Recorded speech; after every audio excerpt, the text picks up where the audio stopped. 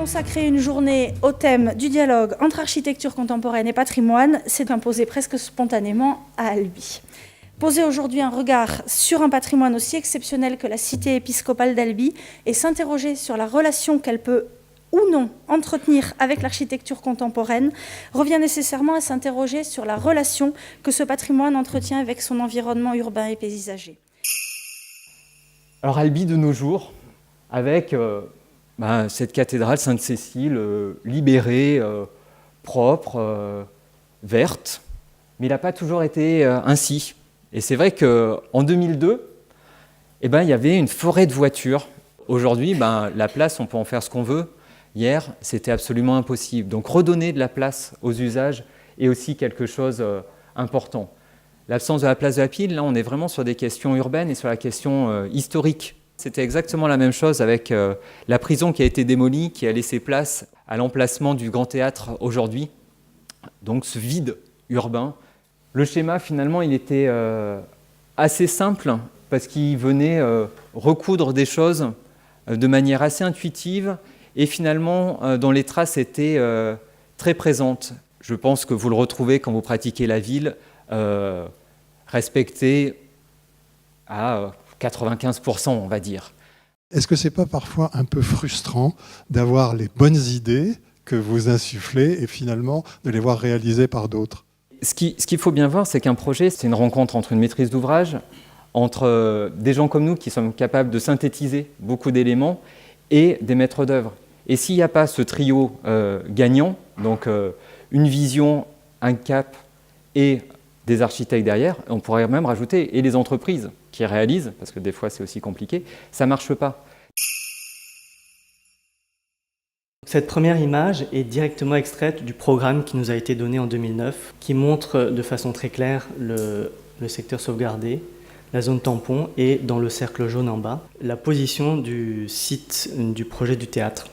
Un projet d'articulation entre la ville et le site du centre ancien.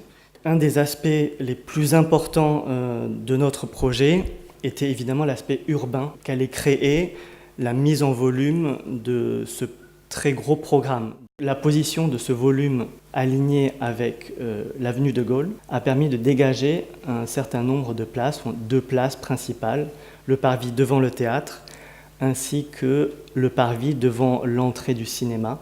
Ce système urbain, le chapelet de places, réalise la couture urbaine entre la ville périphérique, on va dire, et le centre ancien. Pour poursuivre cette idée de couture urbaine, nous avions imaginé créer une grande voile métallique autour du bâtiment qui viendrait non seulement protéger du soleil pour les parties vitrées, mais aussi retrouver un élément avec quelque chose de lyrique.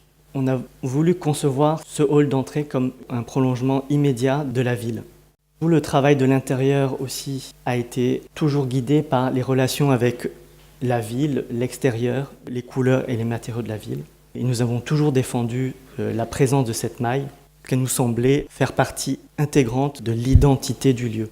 Le dialogue avec le patrimoine urbain s'exprime par des contrastes entre des volumes radicaux, voire austères, et des expressions plus libres et plus légères, et évidemment des matériaux qui vont s'inspirer sans copier tout le patrimoine de la ville d'Albi. Alors pour moi, c'était 2013, donc ça date déjà un peu. Je suis venu à Albi, c'était la première fois que je venais à Albi, donc voilà. J'ai découvert cette ville et ce pan vieux qui est magnifique, que j'utilise dans presque toutes mes conférences. Pourquoi ? Parce que ça fait 1000 ans qu'on l'utilise et donc c'est un bel exemple de résilience d'infrastructure et d'utilisation de quelque chose plus de 1000 ans après sa création. Construire dans un contexte historique, c'est s'insérer dans une histoire qui a été écrite des centaines d'années auparavant et projeter cette histoire dans l'avenir. On va à Bruges, donc autre ville UNESCO, le Smedenpoort, et voyez le problème.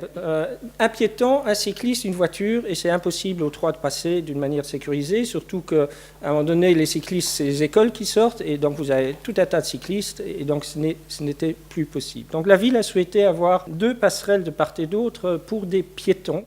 Quand on est dans une situation telle que celle-là, on n'a pas envie hein, de faire un pont à côté, une passerelle.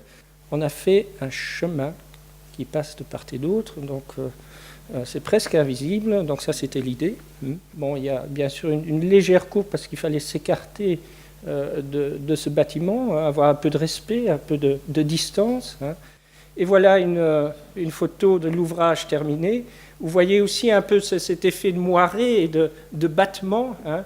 À chaque fois quand on arrive sur une pile, ben, ça se densifie, hein, ça respire. La structure raconte quelque chose sur elle-même. Que la ville, comme la maison la plus grande de l'homme et comme la place par excellence de ses activités, ne peut être que la traduction permanente d'un procès de réhabilitation et de construction.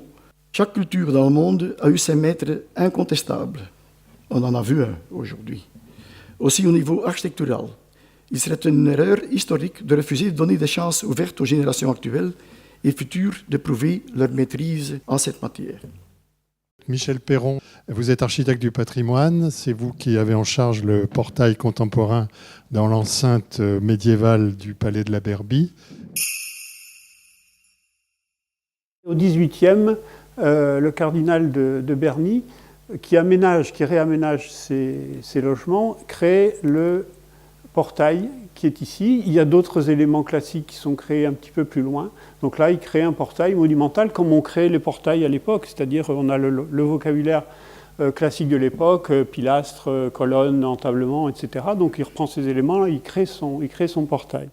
Donc il a été décidé de reprendre dans l'alignement de la maçonnerie, de reprendre en fait un voile fin qui vient reboucher le trou, et donc comme une porte tapissière à l'intérieur duquel on découpe un morceau qui correspond à l'ouverture. Bon, c'est la photo qu'il y avait au départ. Donc on restitue la maçonnerie, et là-dedans on fait une découpe parce qu'il fallait une découpe pour rentrer, et notamment c'était le gabarit pompier, donc 3x4. Et on restitue la continuité du mur tout en introduisant un élément de transparence, de la même manière que le lieu était fermé et est devenu ouvert. Au Moyen-Âge, ce qu'on aime, c'est l'architecture contemporaine. Et quand on crée la cathédrale d'Albi, on fait un énorme chantier d'architecture contemporaine. Alors les gens du Moyen-Âge se préoccupaient aussi beaucoup de dialogue avec le passé. Le passé du Moyen-Âge, c'est le passé de l'Antiquité. Et ce dialogue, on en a eu un extraordinaire exemple avec les passerelles, et notamment cette passerelle de Bruges, absolument magnifique. Et là, je vous cite, « Avoir du respect pour le patrimoine et donc prendre un peu de distance ». Je pense qu'à Albi, vous faites un travail formidable, comme il se fait un travail formidable à Cahors et à Figeac.